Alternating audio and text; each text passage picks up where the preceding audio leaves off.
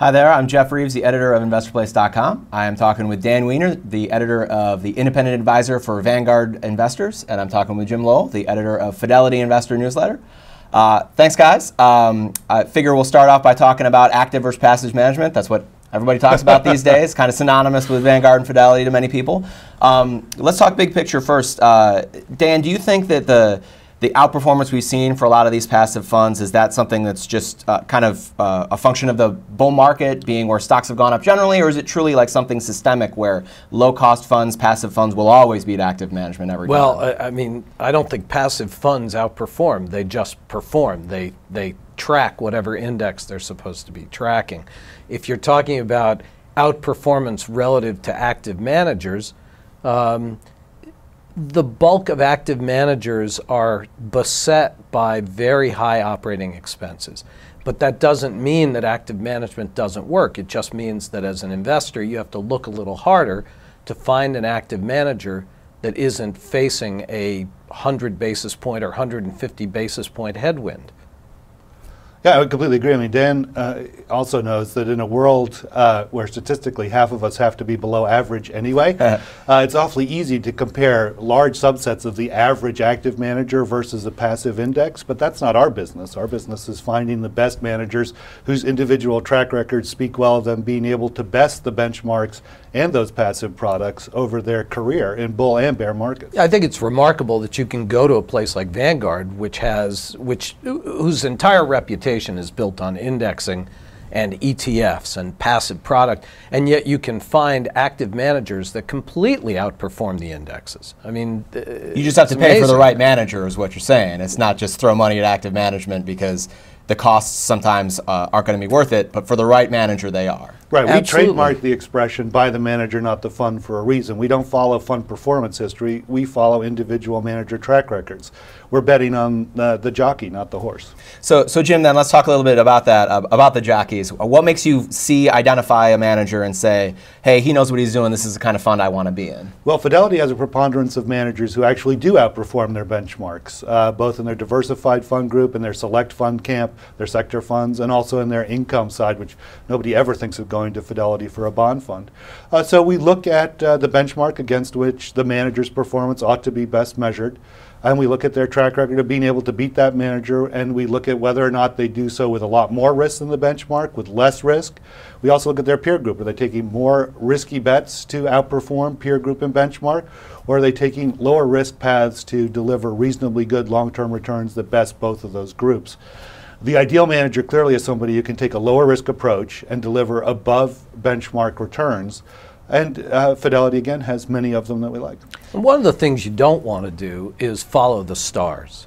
You don't, because the stars are based on 3-year or 5-year static track records. You're talking like the Morningstar star system. Sure, yeah. I mean, with, right? or any of these rating systems that look at static periods of time.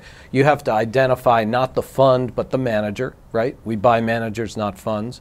And you have to then look at that track record over a long period of time and many periods of time. So in the Vanguard newsletter, for instance, we talk a lot about rolling returns. We look at multiple 1-year periods, multiple 3-year periods, multiple 5-year periods, because investors don't always invest on December 31 and hold for 12 months. Or March 9, 2009, right? Or March 9 either, exactly. And Fidelity is a perfect microcosm for active managers because it grows its own talent from within. It doesn't hire from outside. Literally, you start as an intern. If you're bright enough, you might get a job as a junior analyst, and you work your way up in the meritocracy of Fidelity by delivering the best actionable investment ideas consistently well.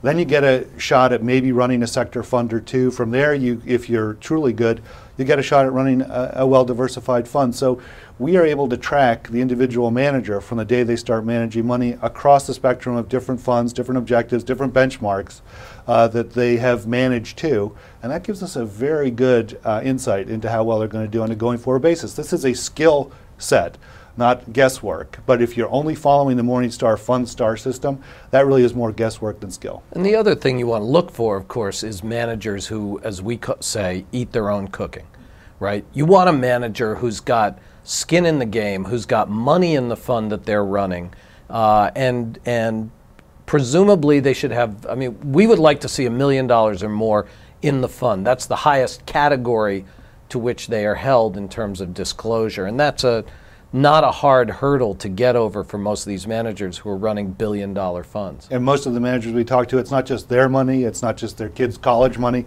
it's their parents, it's their friends. It's a question we almost always ask in the interviews with our managers. So Dan, it sounds like you and Jim share a lot with your philosophy on how to pick managers. But what's a difference between kind of how you go about things with Vanguard and maybe how Jim goes about things at Fidelity? Well, I think the difference is that at Vanguard they don't breed in-house equity managers, and so they go outside and they pick up independent stock pickers or what have you, and hire them to run Vanguard labeled funds.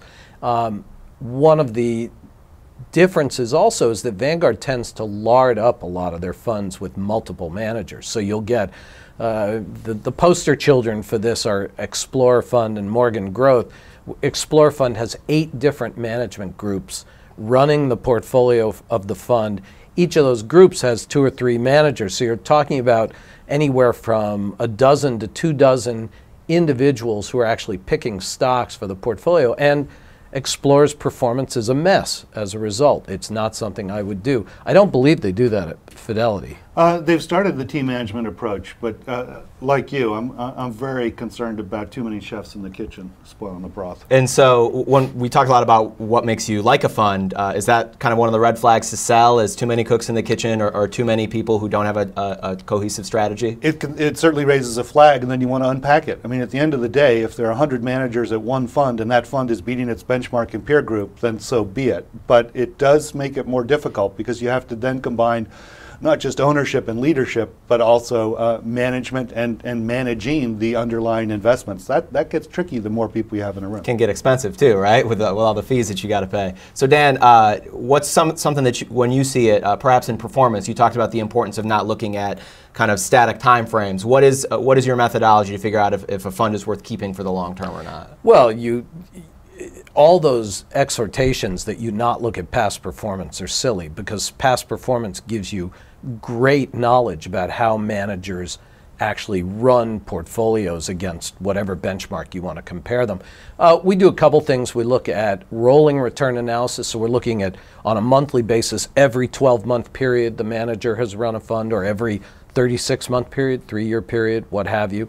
Also, we do a relative performance analysis, which looks at how the manager has performed against the benchmark on a continuous basis. And what you tend to see is strong managers, every manager is going to have a period when they underperform, but if the trend line is very strong and solid and doesn't have a lot of dips and flips in it, that's a manager that you're going to be more confident in going forward. And particularly when you look at these kinds of charts, you can identify the period when they were underperforming. You say, well, what was going on then? You know, what might be the rationale, the reason behind that underperformance? And that gives you a very good sense of how they're doing. And then something that Dan and I both do in our respective newsletters that's unique is that we reach out to the individual managers and we interview them. Dan interviews more Vanguard managers in a year than the Wall Street Journal Barron's combined. I do likewise at Fidelity. And the unique access that our members get to the horse's mouth of the managers is unprecedented in the publishing realm.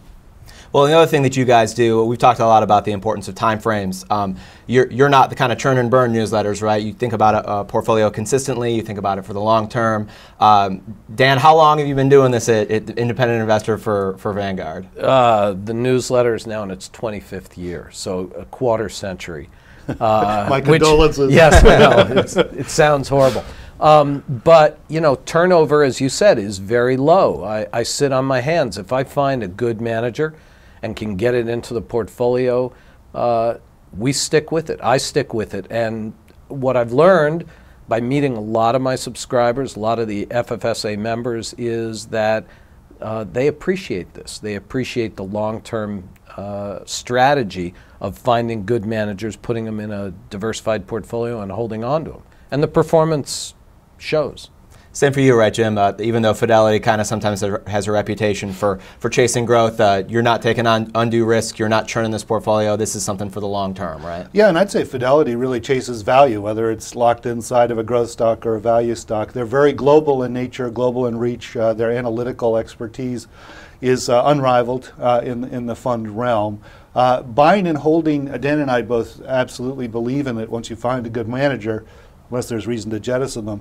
But don't forget, the individual managers that we like are constantly moving their underlying portfolio. So it's not like the sector weightings, the stock holdings, even the stocks bonds cash ratio inside of the individual managers that we like isn't a dynamic. It absolutely is, but we know that those managers can manage that flux. Yeah, so instead of adjusting your entire portfolio, you trust in a good manager who's going to adjust that portfolio Correct. for you as Absolutely, an investor. absolutely.